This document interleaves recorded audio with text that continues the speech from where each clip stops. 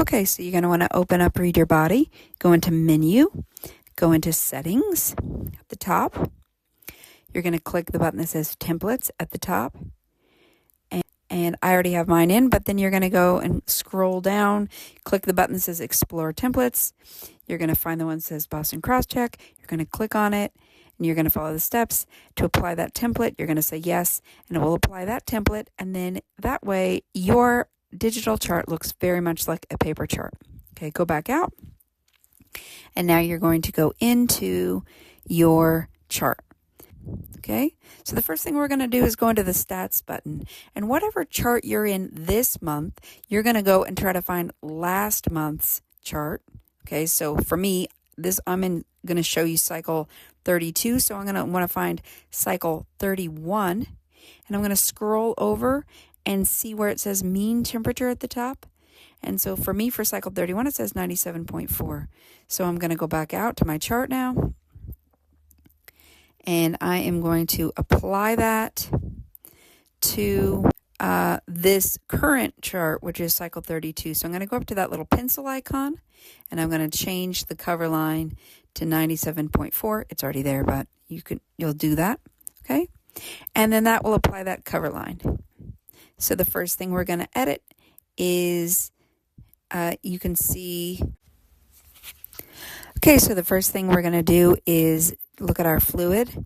We're going to see that it says wet fluid, and that's our last day of wet fluid. So we're going to click peak day on that little toggle right there, peak day.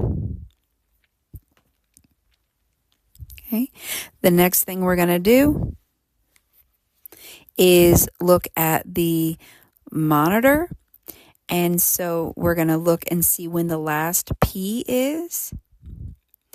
And that last P will be the next day we're going to start our count. So that next H will start our count today. There's a little toggle right there under the monitor, start count today. Okay. And then the last thing we do is we go down to temperature, and it says whatever temperon. We're going to say interpretation, double click, and it will tell us start count today. Okay, and then that will start the up or down, like count 1, 2, 3, 4.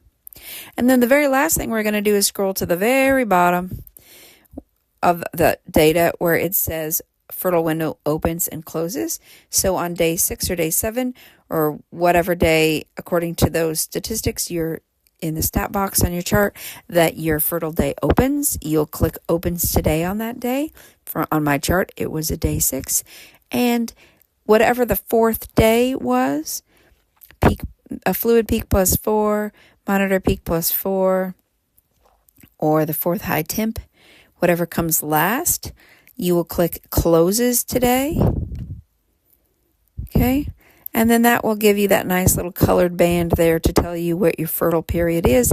Anything outside of your fertile period is considered infertile and usable. I hope this helps.